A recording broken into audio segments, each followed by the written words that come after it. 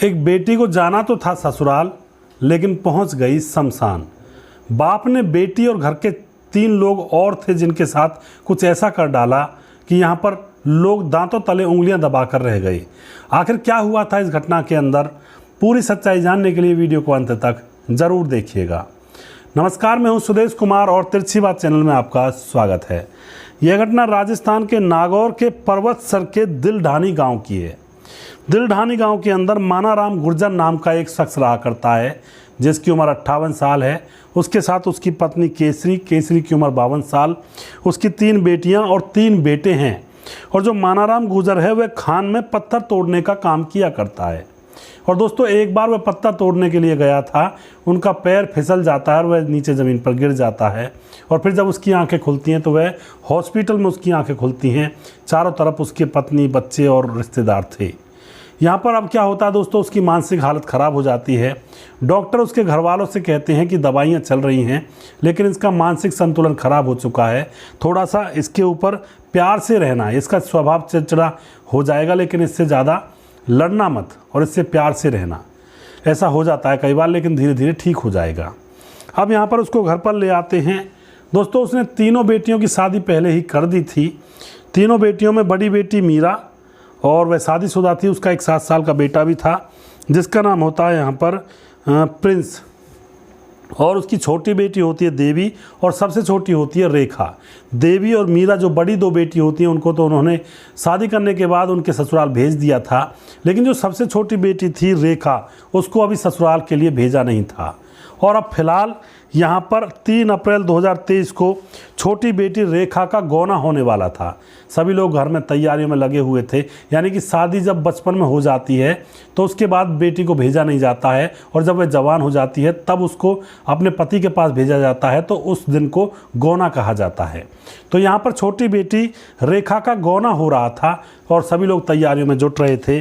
तभी क्या होता है दोस्तों, बड़ी बेटी मीरा अपनी छोटी बहन रेखा के हाथों में मेहंदी लगा रही थी, और तभी झोंपड़ी में से बापू मानाराम के चिल्लाने की आवाज़ आती है। वह ज़ोर ज़ोर से चिल्ला रहा था, और फिर वह बुलाता है कि मुझे पानी ला कर दो।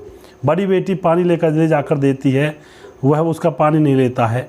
फिर पत्नी केसरी देवी पानी लेकर आती है, उसके हाथ से भी नहीं लेता है, क्योंकि वह अपनी सबसे छोटी बेटी रेखा को बहुत प्यार करता था।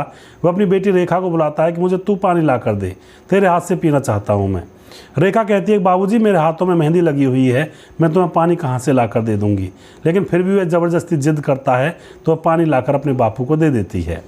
पानी पीने के बाद वह आराम से सो जाता है। सभी लोग भी अपना काम धंधा निपटा करके सो जाते हैं, क्योंकि सुबह सुबह उस बेटी को उसके ससुराल भेजना जो था। रात होती है। जैसे रात के समय में उस घर के अंदर शोर शराबा मचता है। और दोस्तों, अब क्या होता है, शोर शराबा जैसे मचता है तो घर के अंदर से जो मानाराम गुर्जर होता है, वह अपने हाथ में कुल्हाड़ी लेकर निकलता है। कुल्हाड़ी से खून टपक रहा था। आस पड़ोस के लोग जग जाते हैं जैसे ही शोर मचता है, और वह देख रहे होते हैं कि यह तो हाथ में कुल्हाड़ी लेकर आया है, ज़रूर इसने अंदर कुछ ना कुछ कबाड़ा कर दिया है। तभी उसकी ठोकर लगती है और वह गिर जाता है। कुल्हाड़ी हाथ से छूट जाती है, दूर गिर जाती है। तो वहीं का पड़ोस का एक आदमी उस कुल्हाड़ी को लेकर के दूर फेंक देता है और उसको पकड़ने की कोशिश करता है, लेकिन वह वहाँ से फरार हो जाता है। फिर लोग घर के अंदर जाते हैं तो जाकर देखते हैं घर के अंदर 4 लोग खून से लथपथ थे। पत्नी केसरी और मीरा, और एक मीरा का बेटा था 7 साल का प्रिंस, जो उसकी बड़ी बेटी थी ब्याही ठाई, उसका बेटा भी था प्रिंस। सबसे छोटी बेटी रेखा। ये 4 लोग मृत अवस्था में पड़े हुए थे। और यहाँ पर जो प्रिंस था और जो माँ थी यानी कि केसरी, वह तड़प रहे थे, उनके अंदर कोई सांस बाकी थी।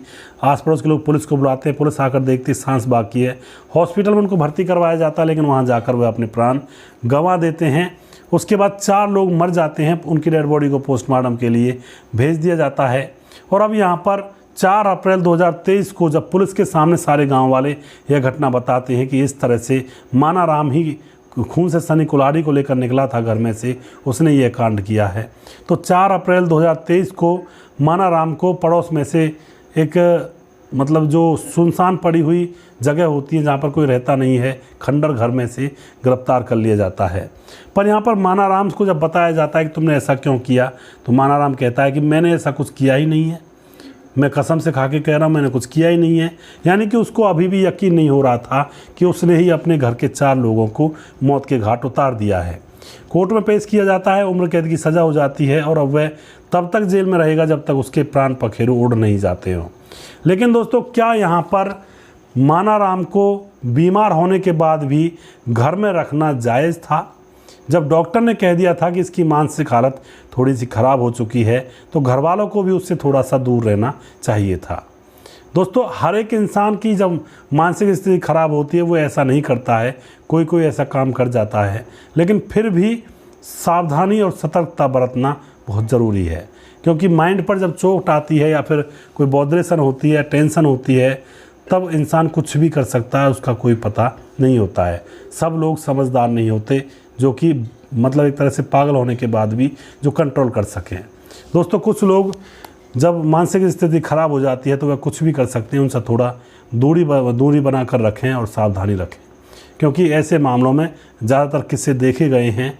इन लोगों के लिए अलग से कमरा रखें अगर घर में रखना है, और टाइम पर खोलें। नहलाने धुलाने के लिए सभी लोग इकट्ठे होकर के खाना वगैरह खिलाने के लिए खोलें, और इनको ऐसे ही खुला ना छोड़ें जब तक इनका इलाज नहीं हो जाता है। तो इनसे सावधानी बरतें, वरना कुछ भी हो सकता है। दोस्तों, यहाँ पर एक परिवार के 4 लोगों की हत्या हो गई और अभी भी वह यही कह रहा है कि मुझे नहीं पता, मैंने नहीं मारा। दोस्तों, अगर आपको हमारा वीडियो अच्छा लगता है तो इसको शेयर ज़रूर कर दिया करें। अगला प्रोग्राम बहुत जल्दी फिर से लेकर आऊँगा किसी सच्ची घटना के ऊपर। तब तक आप खुश रहें, सावधान रहें, रिश्तों की अहमियत को समझें। जय हिंद, जय भारत।